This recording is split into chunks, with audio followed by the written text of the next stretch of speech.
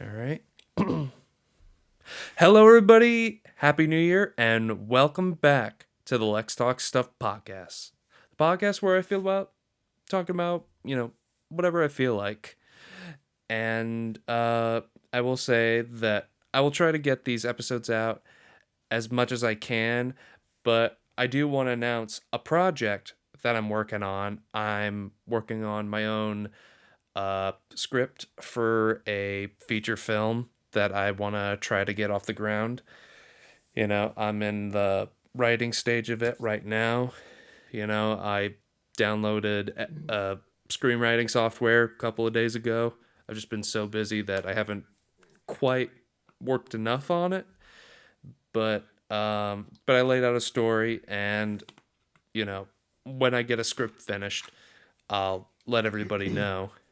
But so uh, today I wanted to talk about voice acting, which I think all of us here can agree is underappreciated and truly awesome. Very much And so. and so I want to introduce two guests to the show, uh, my buddy James and Sean. You know, uh, who wants to introduce themselves first? By all means, go ahead. Alrighty then. Um, hey, my name is Sean or Sean MD on my profile. I've been doing voiceover work since 2015, and I'm still doing it. Um, I started off with just a normal basic setup, normal Yeti, Blue Yeti microphone, blanket over my head. Um, but then gradually ended up, taking things more seriously, going to more workshops, um, like taking classes, getting better equipment, practicing, whether it be fan dubbing for ADR stuff, for ADR practice, or doing different projects like the that some of you guys who work with Gilfor, who normally does the DC related stuff, Mm-hmm. like the Criminal Tape series for like Mr. Freeze or the Scarecrow. Kind of like how they do in the Batman Arkham games when you get like little tapes here and there with the different inmates. And now here we are. Yeah, no, I've been working with Sean. Uh, I've worked with him a couple times. I've known him a couple years now since I've worked with Richie, who has been on the podcast and he wants to come back. Uh, and yeah, it's been a fun to write Sean's character, and he's a cool dude, and I love chatting with him when I can. Likewise. So, James, you want to introduce yourself? Sure. So, my name is James, or Captain Mars on my socials. Um, I've been doing voiceover for, oh goodness, since 2019 now. I do not do it nearly as much as I would like to or have done in the past. Um, as you can see, I'm just dealing with the full untreated space of my room. I used to have a booth, not anymore. I'm trying to get back there. It's a process. It's okay though. Amen Um, to that. Yeah. um, but yeah, voice acting has always been a passion of mine. I've worked on various fan dubs, comic dubs, mainly fan work, a lot, some original stuff of my own writing and directing and all that. But yeah, to me, it's the most fun thing in the world. I love doing it. Yeah, absolutely. Uh, James and I have known each other since 2019. We went to New England Tech together, which has been, which that was a crazy experience. It was. Yeah. Yeah, You know, like you had dropped out for a period of time I due did. to COVID, right? Not. No, I stayed through during COVID. I dropped out for medical reasons That's right. That's later right. on. Sorry. No, it's okay. It's okay. Yeah, because I knew a couple people that had dropped out during Right. COVID and then come Right. back in. But yeah, no. What's funny is I just had Ben with dinner. I had dinner with our common friend Ben yesterday. Gotcha. He's doing good. You know, I was talking about how I wanted to do this episode with you Mm. and how excited you were, and now we're doing it. Hell yeah. Super So, excited. gentlemen, what was your first experience to like to like voice acting? I say not just like a cartoon, but I mean like when was it that you were like, "Oh, this is a job. There are real people behind this and maybe I could do something similar." Uh who wants to go first? I feel like I guess I can. Oh yeah. Oh, Go did you ahead. want to go? No, it's Rock, alright. paper, scissors. See who gets to go first. Oh wait, I don't have my camera. Dang it. Uh um. why don't you go, Sean? Yeah. Okay. I'd say for me is when it was again back in 2015. At first, I had no intention of being, a voice actor. I was originally going to be an animator.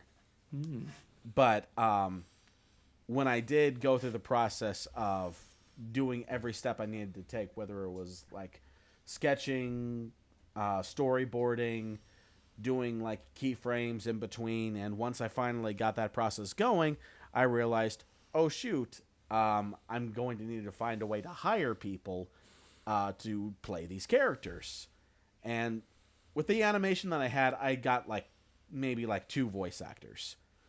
Um, and then and thankfully some of these voice actors ranged from being in different fan base projects and or even like abridges.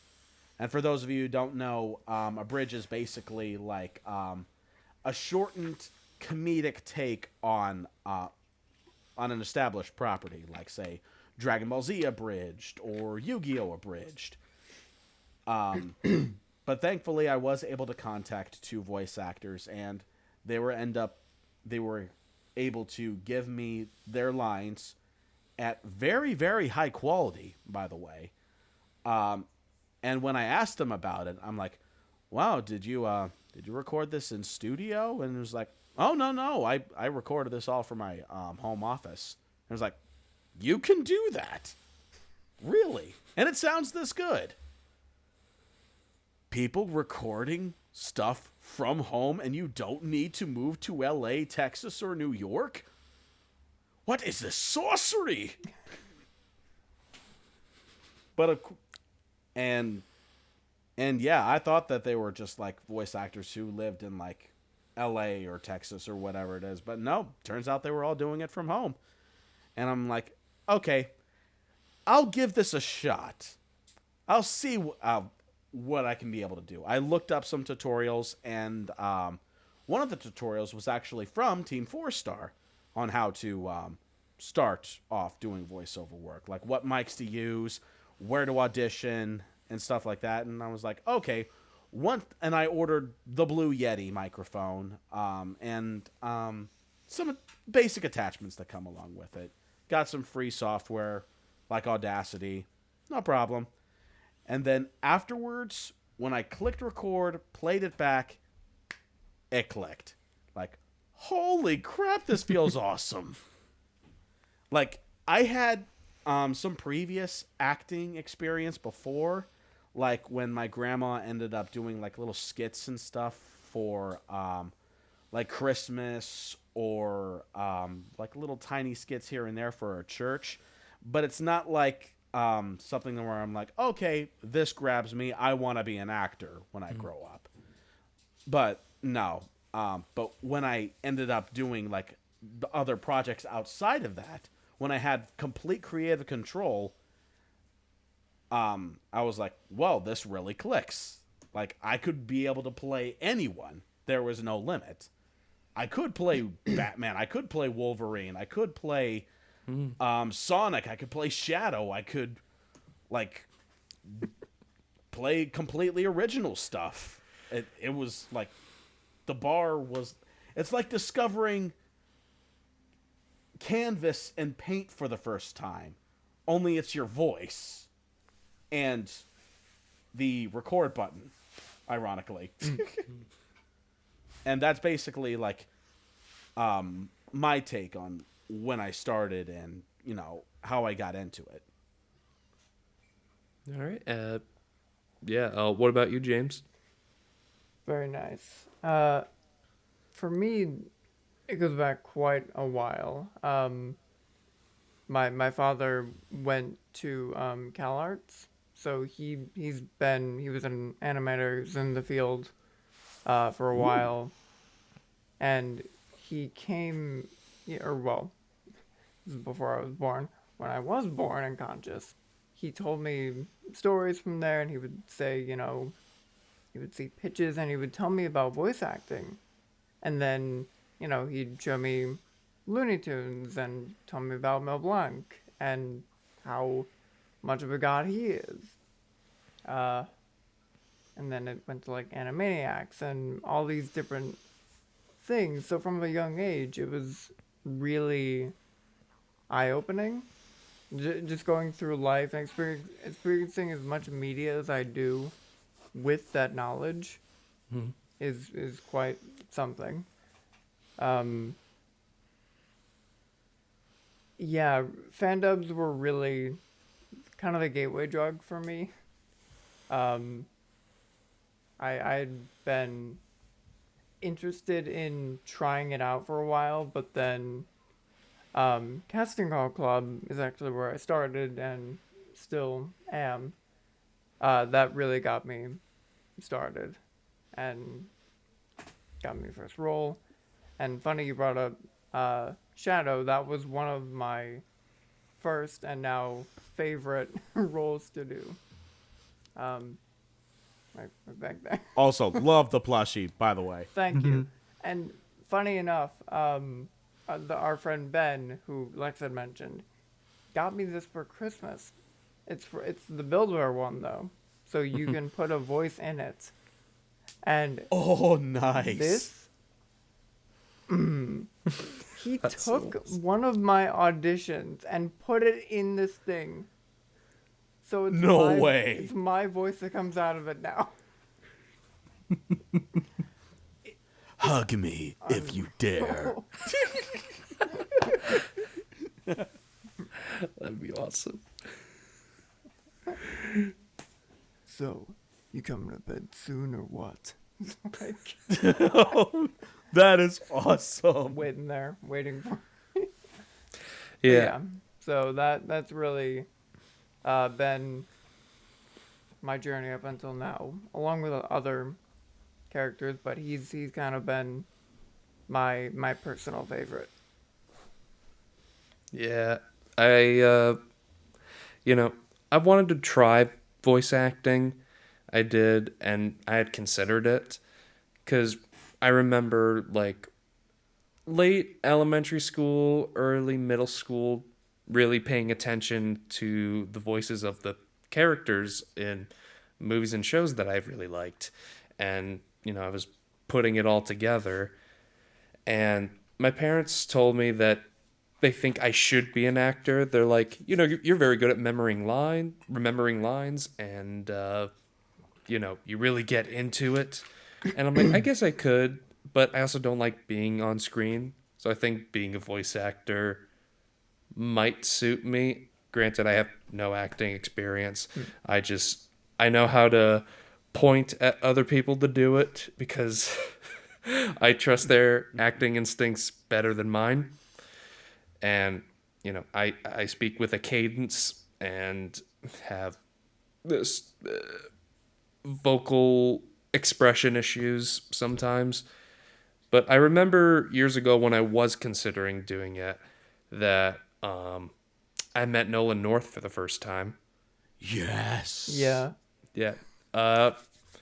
So I had met him at Rhode Island Comic Con in 2016, and that was his first and up until like a year or two ago, uh, one of his last Comic Con appearances in Rhode Island. And what's weird is he's from Rhode Island. Like he was raised in Rhode Island. I don't think I knew that. Yeah, he, That's he cool. told me a he used to be a news reporter, and then the job got like too dark for him, and he's just like, I can't do this. I can't live a job like this. And so we got into like acting and voice acting, and he was telling me, because I waited 45 minutes in line to meet him, and my dad managed to get to the front of the line, and like even though his handler was telling him, hey, you got like 15 seconds to say what do you need and then get out of the line. And then I saw Nolan North into my head. I was like, okay, 15 seconds. You can do this. You can do this. You created my love of Deadpool. I love your work and all your other Marvel stuff. I love you as this, that, and then my dad spoke up and said, like, he's been waiting for like 45 minutes in this line for you. And, he has interest in being a voice acting, and that really piqued Nolan North's interest. And so he spoke with me a lot longer than like 30 seconds. He spent like the few minutes talking to me, and he was telling me the story of like how he got really lucky being Nathan Drake. He was like, he's like, I wish I had worked a little harder, but I got really lucky with the Nathan Drake. And, this job, it doesn't, do you become the richest person on the planet? No. But if it pays the bills and you have fun doing it, then it's the best job in the world. And he just rubbed me as such a great, humble guy and extremely talented. And I remember a year or two ago when he showed up to Rhode Island Comic Con again, and I was talking to him. I had updated him about my life. I told him that I was working on projects here and there, and he was happy about it. And then afterward, he had signed this thing that I asked him for. I got a autograph of him Superboy. being Superboy in Young Justice, which is like one of my favorite roles of his. Yeah. But yeah, he was such a cool dude. Like, oh my god, he might be one of my favorite people on the planet, right next to my girlfriend, obviously. Sorry, but yeah, like, and voice actors, like, one of the best things about voice acting is seemingly there's no real ego. Like, it's very rare that like ego is a problem. Like, there's ego everybody. There's Right, ego yeah. everywhere, but it seems less in voice acting. What do you guys think? Yeah. Yeah. There are some. It really falls to a personal level.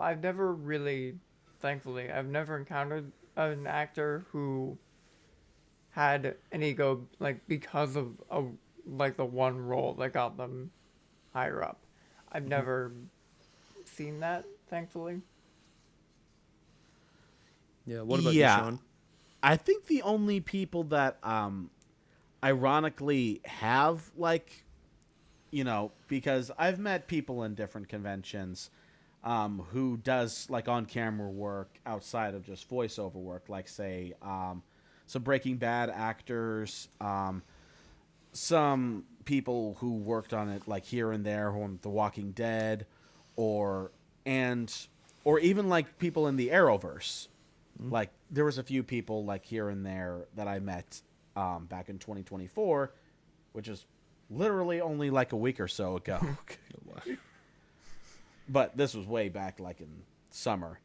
And there were a handful of actors who wouldn't even let you go up to say hi unless you ended up paying like up front like $120 just to either get an autograph or a photo op. Jeez. Like if you weren't going to pay like the stuff up front and was like, "Be gone from me," like I tried to say hi to the actor who played Roy Harper in Arrow, and like I said, I pretty much got gatekeeped by the handler saying like, I'm sorry, if you're not going to purchase anything, we cannot let you even see this guy. Like, you cannot even look in his general direction. And it's just like, what the heck? That sucks. Screw you, I'm going to see John Diggle. He was nice.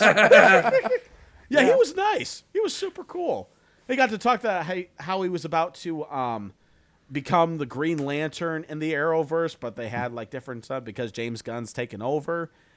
And but yeah, he was relatively cool. I even got to meet Slade Wilson. Oh yeah, Manu from Bennett. the Arrow. Yeah, Manu Bennett. And again, he's the most intimidating guy in season 2 of the Arrowverse, and yet he was super chill. He doesn't look like it, but he's really chill. Yeah, I remember Colton Haynes saying the reason why he left the show was because there was an actor he was working with that was problematic, and he was just like, I can't work on the show with this person. I don't get along with them. Maybe he was the problematic actor the whole time. Or maybe the handler was just being a dick to you, and maybe Colton Haynes was just like, I don't know what's going on. Because sometimes it's not the actor's fault. Sometimes it's the venue. Oh, yeah. Because, Rhode Island Comic Con, it can be fun, but it's one of the worst organized of all the cons. Because I remember meeting Elizabeth Hendridge from Agents of S.H.I.E.L.D. She was Simmons. Oh, yeah. And so I met her briefly, but I think I might have caught her at a bad time because she was just like, I don't know, what's the schedule? What's going on here? And I remember one year I was in a line wanting to meet William Zabka, but I waited 3 hours and he didn't show because everything was delayed and behind. And 7 o'clock rolled around and they were like, okay, you got to end it. You got to go home. But like an hour before that, Ralph Macchio came out and saw his line and he was like, holy crap. Like he was right next to the booth. And my girlfriend's, she was such a saint because she sat right next to me in line because I was first in line to meet William Zabka, waiting for him to eventually show. And she was reading Ralph Macchio's lips. She's very good at it, and she could tell that Ralph was upset because of like how his handlers were doing everything, and he's just like, I have a line filled with people. I can't leave. Right. Like I just got here, and I know we were running behind, but like he's like, then I got to come here next morning early so that these people get their money's worth. Like clearly he cares because he was, he was kind of, I don't want to say washed up. I don't want to say that until like Cobra Kai, but like I'm glad that even when Cobra Kai kind of resurged his popularity, he still maintained his humility. Oh, yeah. But yeah, like, and I've definitely met a few voice actors here and there. Like, I mean, I guess he's technically not a voice actor, but I still consider him one, even though he's great in and out of live action. Ron Perlman, I've met him. Ooh, yeah. Yeah, he was a cool guy. He seemed like a cool dude. He told me like a brief story about. I asked him, what was it like working with Guillermo del Toro? And he's like, I hate that guy. He annoys the crap out of me. And I was like, nah, I'm just kidding. He's like a little brother to me. I love that guy. In the most Ron Perlman fashion possible. And when I shook his hand, and my girlfriend met him too and shook his hand, and she turned to me and went, he has soft, supple hands. That's what you get for wearing the glove of doom for extended periods It's of just time all for two cushion. movies. It's all cushion and moisturizer. Yes. Oh goodness. But Yeah, I've met a lot of voice actors. I think it's able to be legally classified as an obsession or a problem by this point. Because, like, all those are signed, that's signed, there's stuff on the wall, there's stuff right here, there's a binder full of shit. Yeah. It's like, Yeah, I have a personal yeah. like collection of like different photo ops that I've taken throughout the years. Some signed photos, all in like one little bag, because I don't actually have a binder. I have like a laptop bag full of stuff that I got from. But I definitely get it. Yeah. And it's just, Though you take better care of your stuff, I have to tell you that. Well, You thank take good care of it. thank you. It really makes me happy, and I really treasure meeting, like, actors of my favorite characters. Like, these are all of my favorite games. This is my favorite, like, one of my favorite characters. I have a tattoo of that symbol. Like, they're pretty big deals to me personally. And just getting to meet the people behind them. And I know there's a lot more involved than just them, but still, Is that do. tattoo from Ruby, or is that? it actually is, yeah. This Yes, is I knew. Yang's symbol. Oh, Yang's. That's it. Yeah, and Yeah. Team Ruby was at RI Anime Con last year, and so I met Barbara and got that signed. So, Nice. and it was just a good way to say thank you, honestly. And I'm somebody who will, like I have a list of comfort characters. I have different, like, just these characters mean a lot to me, and I like to express that gratitude. So for you guys, who are some voice actors that off the top of your head you're just like, these are my idols, or they are the best of the best, or they are the industry standard here? Like, who are some of your favorite guys? I mean, T Bakes, obviously, Troy Baker. Come on. He's the goat. He's the- The goat. Yeah. Yeah, Troy Baker. Man, that's a big question. Because there's certainly a lot. Well, what about like the cast of Critical Role? Oh my god, yeah. Absolutely, yes. Matt Mercer, like, just any of them. They're all inspirations. They're all, like, even watching just the game by itself, it's compelling, it's witty, it's funny. Like, it's so fun, in a way. And, yeah, like, there's Jeremy Lee, who's one of my favorites. She's right there. Christopher Judge, Kratos, or the newer Kratos, along with T.C. Carson. I like both of them.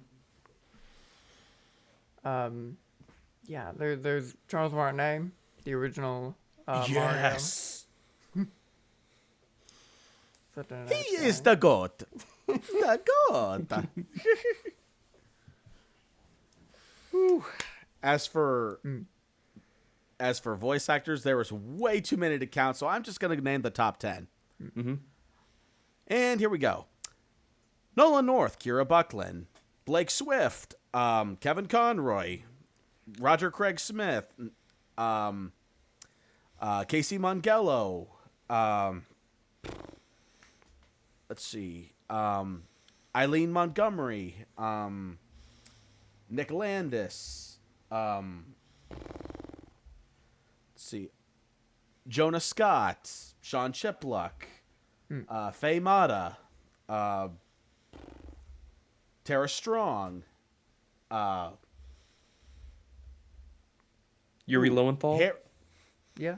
Yuri Lowenthal, yes, and I'm not sure if this is how you pronounce it. Harry Payton, the guy who does Cyborg, and Oh yeah, Kari Aqualad- Payton. Kari Payton. Kari Payton. I'm so Hayden glad he's in Welch. Invincible. I'm so happy yes. that he's like getting prominent work. Phil Lamar, Monica Rial, Sean Schimmel, Mark Hamill. Mark Mark Hamill. Yep. Like, there's just so much stuff. Let's not forget my boy Keith David. Yep. Yes, Yeah. dude is the GOAT. I don't mean to detract for a second, but I actually met Kevin Conroy years ago. Oh, lucky. Yeah, he was such a cool dude. He was so nice. You know, and I could tell I was starting to wear him out a little bit. He was gonna have to go on to the next people. I was like, "Well, thank you very much, and you have a nice day." And he was like, "Well, thank you, you too." And he was just so nice, so humble, and you know, like he is my Batman above all Yes. other Batman. Like I love a lot of live action actors and I love a lot of voice actors, but Kevin Conroy is Batman, and you can't change my mind on that. You know, like No one would fight you on that. No.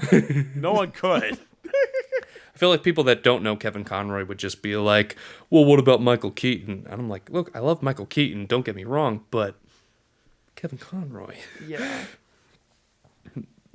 like, he's the one true Batman." And I was probably one of the most heartbroken people when I discovered he passed. Like it just came out of nowhere. I was scrolling through Instagram and somebody I was following said, "Oh wow, rest in peace, Kevin Conroy." I'm like, "What?" And I looked at the news and I was like, "Oh, it's true. It's not fake." And like I I was very depressed that whole day. Like it fundamentally ruined my day. I texted my girlfriend, and you know we had been dating for a year at that point, and she'd already known about Kevin Conroy and watched some Batman the Animated Series episodes with me. And a couple months later, we did watch Justice League together, and she enjoyed that. And she grew a love for Kevin Conroy as well. And then when he died, I texted her, and later she was like, "You shouldn't have started the text like this." I was like, "Babe, something horrible just happened." And, you know, she's thinking like, you know, I got into like a no. real life accident or I had a falling out with a family member or something like that. I was like, "Kevin Conroy just died." And she was like, oh, I'm sorry, babe." Like, she was like, she felt bad, but she also was just kind of like, maybe you shouldn't have like been at 11. Maybe just get at a 5.5. Like It it makes just sense though. Like that. I'm not Though, mad in at your you. defense, it was Kevin Conroy. Yeah. So, Exactly. and I had just learned about it, so of course I was texting everybody. And then a week later, Jason David Frank died, and I hadn't been a Power Rangers kid in years, and I didn't watch it. I watched certain versions, and I didn't watch enough Mighty Morphin. But like, I was just like, "Holy shit, he's gone too!" Like people of my childhood are like dying left and right, and it just saddens me. Oh Yeah. boy, the day Peter Cullen dies. Oh my god. Oh. Like, dude actually got a Lifetime Achievement Award for voiceover work for Deserved. everything Yeah. that he's done. yeah. You know, I like it, the day he dies, I'm going to call out sick at work and just be like, "I need to watch Transformers for the whole day. Let me just eat ice cream even though I'm lactose intolerant and cry." I don't care if it's like 4 out of the 5 bad Michael Bay ones. I just need to hear the man's voice. Yeah. It Yeah, is. just old cartoons, new cartoons, everything. I do have a funny story about Peter Cullen. I did not meet him, unfortunately, but my mom did. Oh. Now, bit of context: my mom is a massive fan of Eeyore from Winnie the Pooh. Me too. When she went up to him, he said, "You were probably the only person here, and so far that he had met, that was there for Eeyore." And she was ecstatic about it, and he did the voice for her, and it was just sweet from what I heard. I think I was either waiting for her or somewhere else in the con. But yeah, it made her day. She was so happy. Dude, I can imagine like asking Peter Cullen to do Eeyore and then just say something epic along the lines of Optimus Prime and going like, before time began, there was the cube. Thanks a lot, Megatron. I'll see you later. Did you know who's the I'm Predator sorry, too? brother. I did. Oh, yeah. really? Yeah, he's the voice of the Predator. Like the The, like some of the sound effects and yeah, the voice. clicking, That's him. I think, yeah. Cool. Yeah, like so he's the voice of everybody's generation.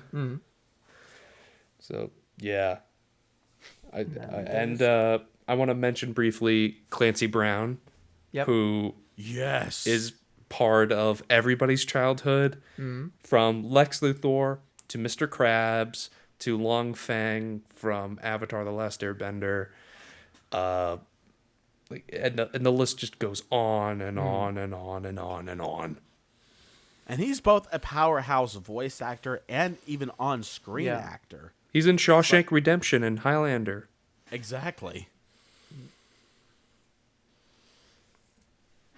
But yeah, like what are your like dream projects where you guys are like, if they asked me to be part of this like show or film, I would die happy, and that's my dream film, series, game to be a part of as a character or just as a story and then a minor character in it. I think since introducing voice acting to it, probably Zelda. Yes. Because they did that recently. That is my favorite gaming series, although that's also got to be in there somewhere. Yes. Being in anybody in Sonic would be just amazing. And it, I mean, there are different things that would just be cool to be a part of, but like, the reason I want to be a voice actor is because I want to give people the same happiness that these actors give me. Like that's the only reason I want to do it. And it's a plus that it's fun, but I want to make, that's the main directive, is giving people happiness. Agreed. I'd say for me, they're like a handful of projects that I would love to be a part of, like say Sonic being one of them, like whether it's Sonic, Shadow, Silver, whoever, or someone from The Legend of Zelda, or a Batman character. I would love to do Red Hood. That would be amazing. Or Terry McGinnis's Batman Beyond. Yeah. Or even That'd be like fun. someone, or even top tier, a Kingdom Hearts character. Oh, good choice. But here's the thing: there's lots of other ones that I could possibly audition for and be like, "Oh my gosh, I got to play this iconic character." But I think for me, I would want to play a solely original character, something that I could be able to say like, "This is my own," and I was thankfully able to create this character, bring it to life, and people enjoy it. They're inspired by it. And I have no idea if that's going to be a possibility, but if I were to be like, the problem with, voicing like different ones like that for different franchises is that now you're basically trying to hold a candle to the stuff that came before it, while also trying to add your own spin and trying to make it as best as you can be.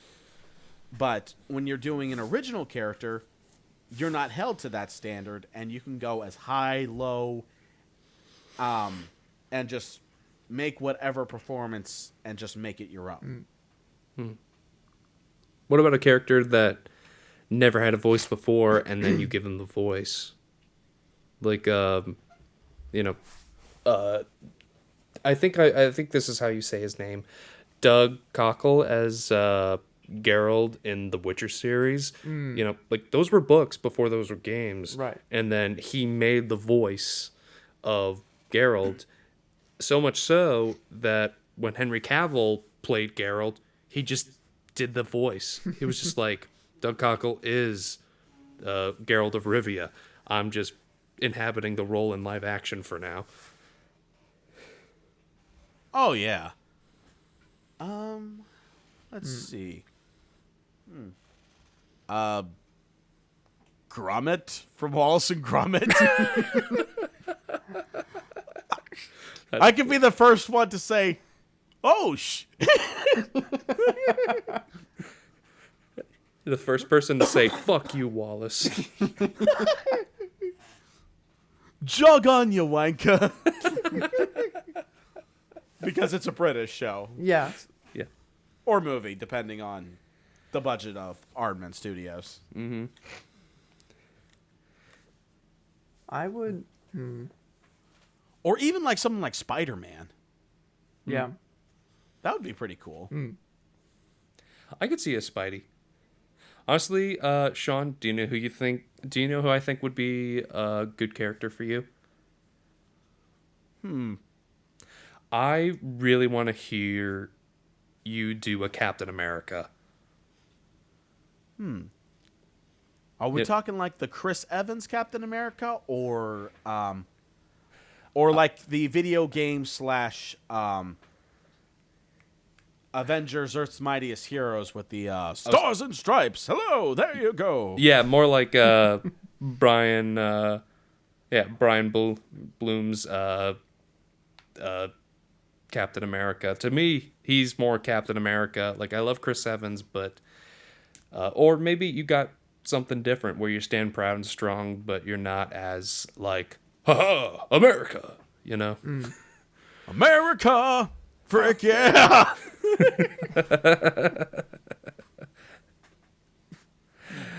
And James has such a unique voice that I don't know who he would play. Well, thank you.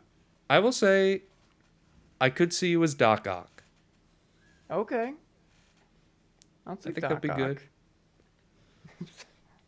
You know, thinking about him from the Spider-Man 2018 game, it's so weird to think that that's Rigby from regular I know. show. That Wait, who's Rigby? Doc Ock in Doc Ock. Spider-Man 2018. Yeah. Yeah, the PS4 game. That's Rigby? Yeah, Yeah. I know, right? Yeah. Get off of me, man. I'm stuck in here.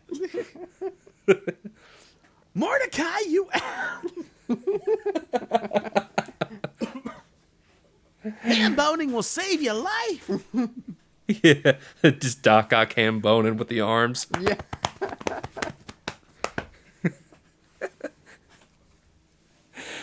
That's the joy of voice actors, the Yeah. level of range. Like, who do you think has the most range out of all of them? Where like, oh my gosh, I did not know that person could do that. You mean outside of Mel Blanc? True, Yeah, fair. outside of Mel Blanc. The man of 1,000 voices. I mean, it's, You know who I think actually is really good, and I'm sorry if I butcher his name. Carlos. I'm looking at my phone. Carlos Alazraki. I know. He. Yeah, I know who he is. I just don't know how to say his name. Yeah, he's, Mr. Crocker from Fairly Odd Parents. He was Bane in Justice League Doom. He was Senor Sanchez in Handy Manny and Felipe in Handy Manny. He's got so many characters under his belt where I was like, that was him. Yeah, Oh my god, that was him. Jim Cummings. that Oh yeah. Good choice. I met him too. He was cool. Yeah, I met him last. I met him again with John Diggle. I met Jim Cummings. I even got a little Pooh Bear keychain. Aw.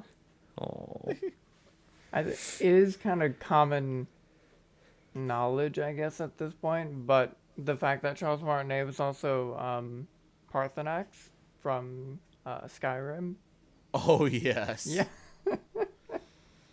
The big bad dragon. Mamma mia. Yeah. even though his voice didn't change at all, I want to give a shout out to George Newbern because he was Superman in Justice League and Superman versus the Elite, and then he's the voice of Sephiroth in Final Fantasy VII. Really? Yeah. And what's so funny is George Newbern, he voiced Superman and then voiced Sephiroth, and then Tyler Hoechlin, who voiced Sephiroth and then played Superman in the Superman and Lois show. So Yeah. to keep with tradition, if we get a Final Fantasy movie, Henry Cavill has to play Sephiroth. I wouldn't be opposed to it. I mean, he looks good with white hair. I'm just Yeah. gonna say it. Like, And he played a bad guy in Mission Impossible Fallout. So you can do it. I was like going back to what we were talking about before, of like what person we think we could play. Lex, you have always had a Thor voice to me. You think You've so? always been Thor to me. I have loved Thor since EMH first debuted. So, but I don't know. I don't know if I would be good. I like Rick Wasserman too much. Fair. I mean, yeah, I'd say more like along the lines of what Travis Willingham does, but Yeah. even still, your voice is just, you've always had the powerful, like something in there is just really strong and really good. I appreciate that. What do you think, Sean? This is probably going back to what you were saying earlier. I know you said this for me, but I could see you as Captain America. You think so? Like, have you seen the 2006 animated version of the Avengers? Yeah, that's right. Ultimate That Avengers. had Phil Lamar as Nick Fury. It had Gray DeLisle as like Janet Wasp. Pym. And that version of Captain America, I think, pretty much suits your voice. You think so? In fact, the original actor was good, but he also sounded a little too young. Yeah. You know, now that I'm thinking about that movie, I remember that one of my favorite Iron Man voices in that movie, Mark Warden, Yeah. he's such a good Iron Man. Like, I was watching Star Trek Deep Space Nine one day, and he appeared and he was Worf's son, and I was like, what the hell is Iron Man doing playing Worf's son? And I was the only one that would know that he was Iron Man. I actually got a pick for Iron Man if I ever made like an animated show or something like that. I want David Kaye to be Iron Man. Oh, yeah. Good choice. I think, yeah. Yeah. Yep. And he's done it before in there was this like anime Fantastic Four show. It was called like Earth's Greatest Heroes, something like that. I liked it. I liked those iterations, but it was going a little off of the movies. So Johnny Storm was even more of a dick than Chris Evans was. I vaguely remember that show. It was on very, very briefly. Did it even get a second season? No. Yeah. I remember it being on Cartoon Network, but after then, nothing. I think it came on like in 2006, um, or at least I remember watching it in 2006, and that was it. Nothing else. I maybe watched like 2 episodes of that, and one of them was that they were shrinking in one episode, Oh yeah. and then another one was kind of just like a standard one. They fight. Yeah, I'm my not even favorite sure. one was when they had She-Hulk in the show. Oh, really? Yeah, Ben lost his powers and even his memory a little bit. And so they were like, we need a fourth member because what if monsters start attacking? Like, what do we do? And so they hold auditions and they get all these like stupid B list, C list, D list characters. Like Squirrel Girl shows up, Flat Man, Mr. Immortal, like just all these like lame, nobody gives a shit heroes. And then some like woman wearing a pantsuit and briefcase shows up, and Johnny Storm is like, "Oh, are you a superhero? Let me guess, that's your magic briefcase or some shit like that." And she's like, no." I was like, "Okay, fine. Show us what you can do." And then she like takes her glasses off, tosses them to the side, and then she just gets angry. It's like, "Argh!" And Johnny Storm screams like a little girl, and he gets like picked up by his like neck, and Susan's just like, "Woo!" Like she's just happy. And then they were like, "You're not related to the Hulk. He's my cousin."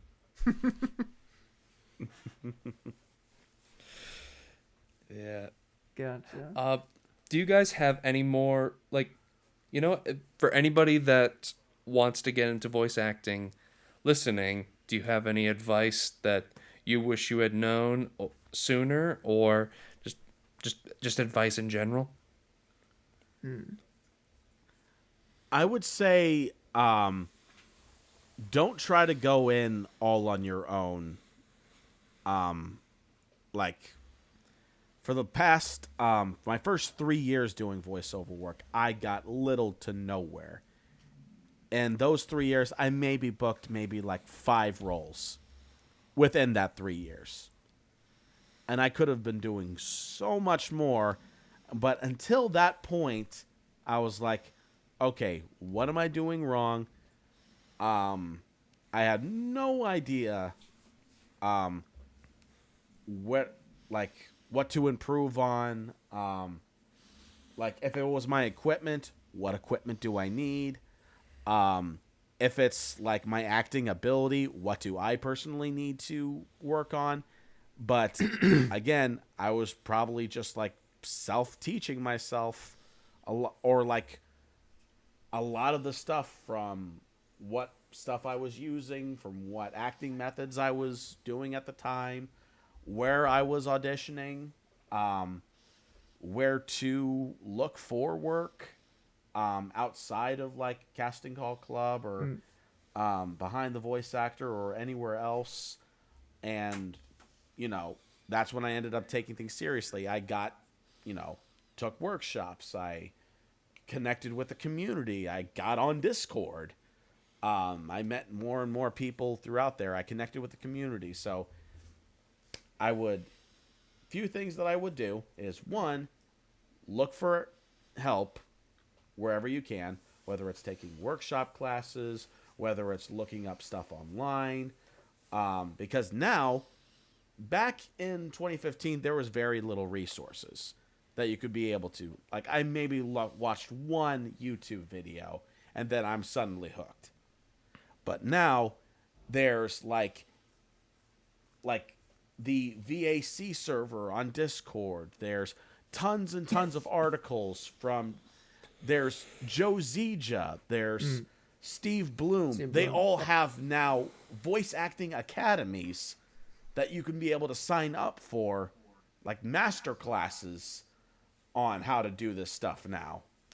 And second, connect with the community. Because they can be able to teach you a lot more stuff than you would on your own. And you can learn more from doing workshops and classes and learning from the community more in 3 months than I did in 3 years. It'll save you a ton of time. I'd say for me, what would have been my first answer is use the internet to your advantage. Like, we live in an age with infinite knowledge right at our fingertips. There's a lot of wrong shit out there, but there's also a lot of right stuff. You can find whatever suits you best, whoever teaches it the best. You can find it there. And if you don't find it, you can ask for help, like you said. Mm-hmm. I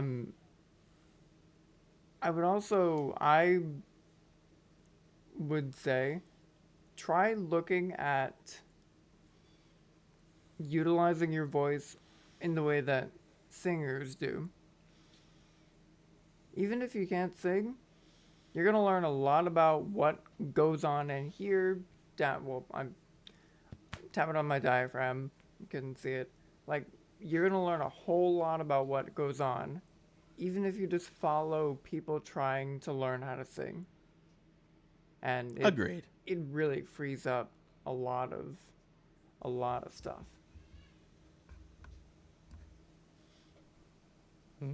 That was some really good advice. Yeah, I think I might want to give it another shot now, because I want to try to do some audio dramas. Definitely call you guys when I need actors. But so, you guys have any finishing thoughts? Not really. Hey, what can I say? Voice acting is the coolest. I don't really have anything else to say. And I cannot believe I'm quoting this, but to quote the great Shia LaBeouf, just do it! Yeah. That's another thing that 18-year-old me would have needed to hear. Even though I think at that point I heard it quite a bit. That was when the meme was around. Yeah. Yeah. But see, now it's more accessible than ever, because when I first started doing voiceover work, the cheapest microphone, the Blue Yeti, was like $100. yeah. Just flat $100. But now you can go to someplace like Walmart or Target and get like almost the same microphone for like $30. Oh wow.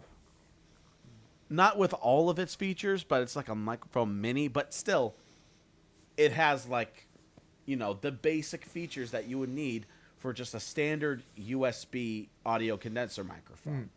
The bare minimum requirements for being a voice actor is only like $30-$40 just to get started.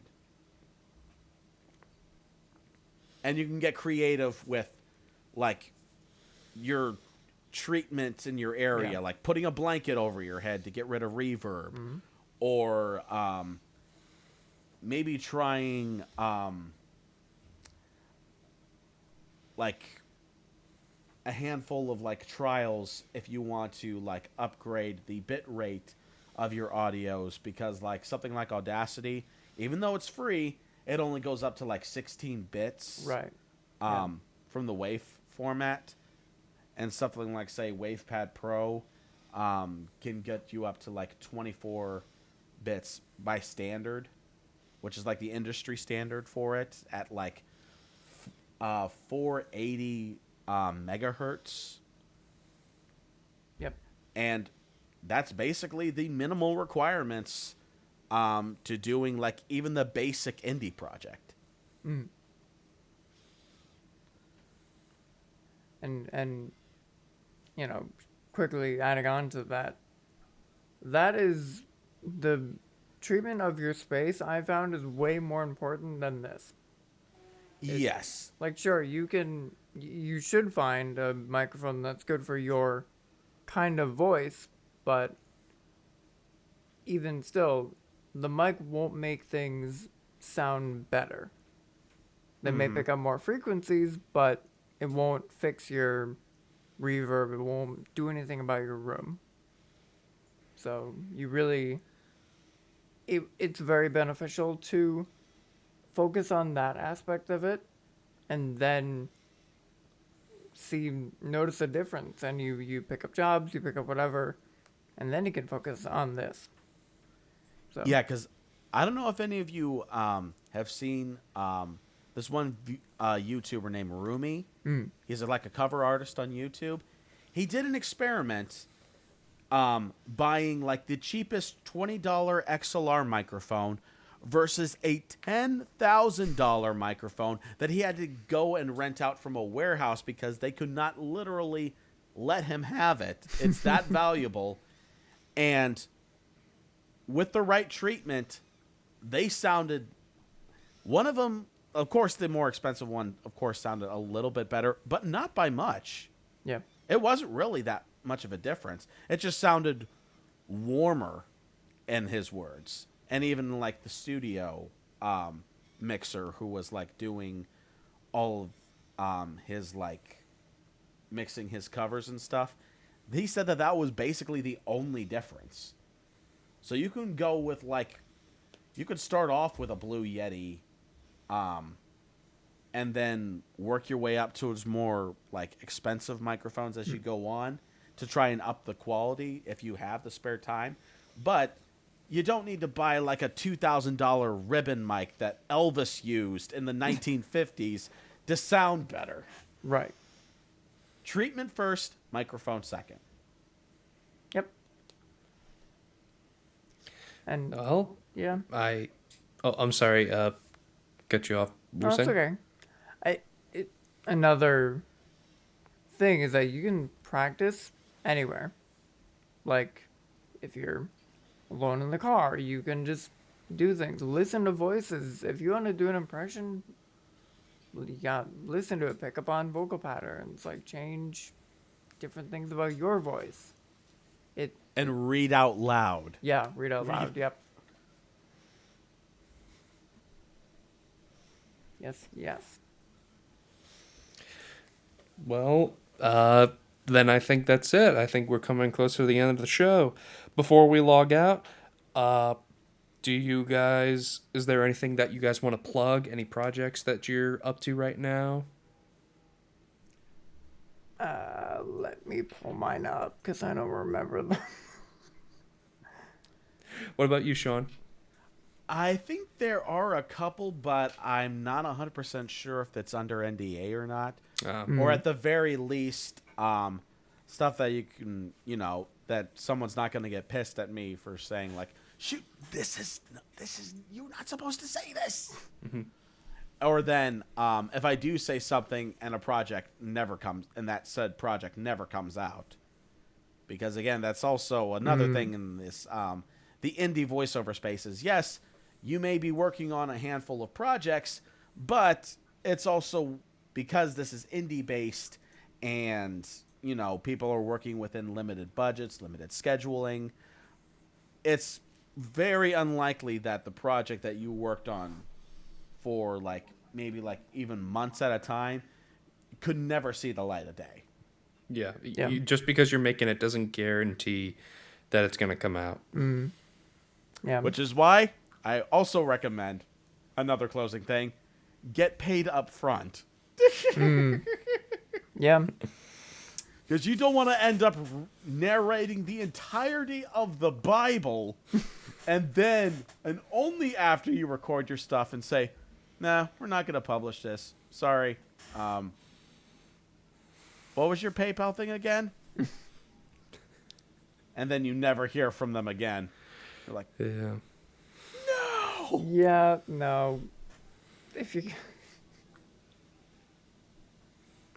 But yeah, Yeah. what were yours, James? So, I don't have any. Excuse me. I don't have any projects coming up, although I am writing a few.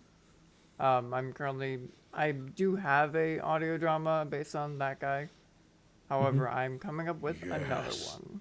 So, that's in the Yeah. works. I'll send Sean the link give it Oh. to me and I'll send it to Sean. Yeah, sure. Cool. Yes. The more shadow content, the better. Exactly. Yes, and that one I did it for school, when we were in NAIT together. Mm-hmm. It's still one of my favorite projects I've ever done. Yeah, you were great. Thank you.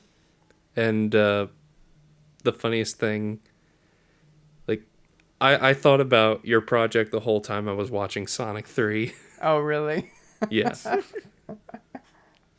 Did you guys see it? Oh, yeah. Oh yeah, I saw it on Sunday before the snow hit, and on the way home, that's when we're like, "Oh shoot, the roads are like, oh god." Yeah. You guys were like, oh my god, Shadow was so awesome in that movie. Oh shit, the snow. Yeah. It's the price we have to pay to see Keanu Reeves kicking butt. Did you guys like Keanu as Sonic? I did. I mean, Shadow. Yeah. I did. Even if it is like quite similar vocally to what he normally will do, it's really about what he tapped into for that read for the character. Like it's not a not a super complex character, but he is a bit complex. So Like I hearing- doubt he's. yeah. Now, don't get me wrong. I liked the movie. I liked Keanu's performance. I liked the character, and I liked how they did it. But even though we already know that Sonic 3 is getting snubbed at the Oscars, I doubt it's going to win. Like, Yeah. anything from that. They Like, already Keanu did a passable job. He did what he needed to do. It was awesome. But it's not something that you're going to be like, oh my God, this is something right. for this is like for the Criterion Collection. They did reveal that Sonic 3 is not, it's ineligible to be nominated for anything, which is fine except for VFX because those were amazing. Yeah. But, like, they showed who I think is nominated for Best Performance. Not even Megatron from Transformers 1. Yeah. Like, Yeah, I saw that. Brian Tyree Henry, like, Yeah. he's not getting any recognition. Like, 3 Mufasa actors are getting Yeah. it. But it's like, but that movie was shit. yeah. And Transformers 1 was actually excellent. I went and saw that with you Yeah. in the theaters. Yep. Did you see that, Sean? Unfortunately, I wasn't because by the time Transformers 1 came out, my car broke down. So I had no access to go to a theater unless I wanted to pay an Uber like 30 to 40 bucks there and another 40 or 30 bucks to get home just so I could be able to see a movie that could be streaming like in less than a month from now. Yeah, I mean, Yep. it was worth it for the theater Yeah. experience. It was a religious experience for us because you, me, Gavin, and Ben, Yeah. we were all just like pointing out all the different things, and I'll give a link to our Transformers episode that we did a couple months back, which is our highest viewed episode on YouTube. Sweet. Yeah, that was I part of me is still getting over that movie. Like, there's still a part that's back in that theater. Yeah. Because like for context, I'm not a like well versed Transformers fan. I'm really? not like that deep into it. I'd like to be, but I'm not yet. And even still, that was so enjoyable. And it was just so much. It was debatably more fun seeing it with people who knew Transformers. Yeah. That it was just it was amazing.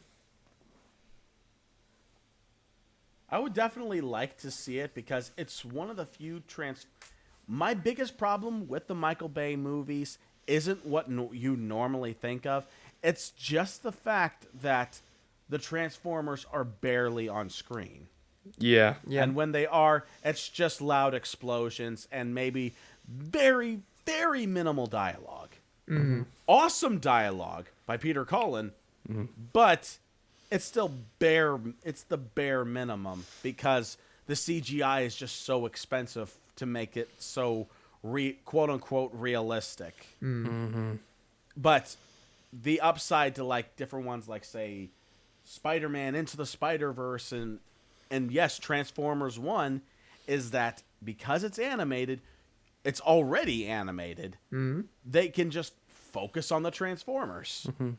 And the best thing about like the Sonic movies, at least like number 2 and number 3, is that they focus just on the characters. Yeah. Not these side characters that they somehow shoehorn in, like Sam from Transformers, or Mark Wahlberg's character from number 4 and 5, or Tom from the Sonic movies. Yeah. That for some reason took almost half the screen time from the first Sonic movie.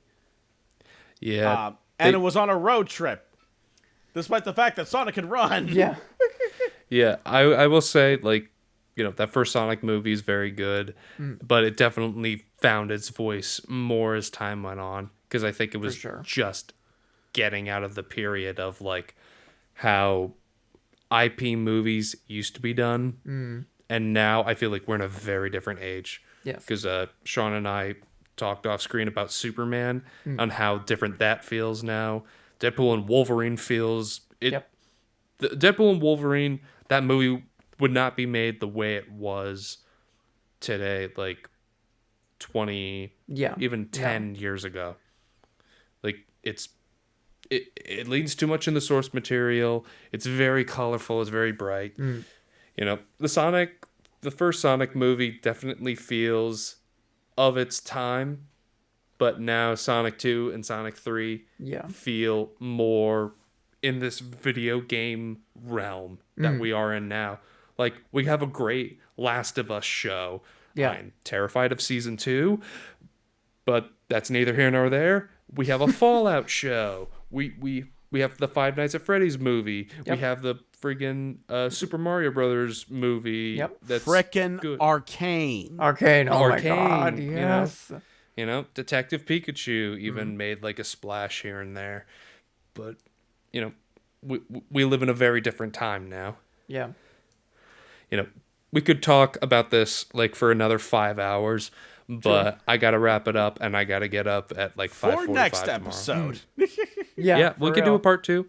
Yeah. Part 2 on video game movie adaptations and or comic book and or superhero stuff. Oh, well, I think we'll definitely have an episode about video game adaptations. But a lot of people are going to fight tooth and nail for that one. True. All right. So I want to thank everybody for listening. I want to thank James and Sean for joining us on this episode. This has been really fun. Has been, And in my opinion, a great start off to the new year. Thank you guys. Yeah, of course. Thank you for having us. Anytime. All right. And hopefully by this time, I actually did follow up on what I was saying and did put this show on Spotify, not just on YouTube.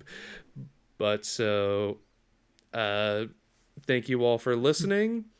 Hope your new year was good. And thank you all so much. Bye. All right.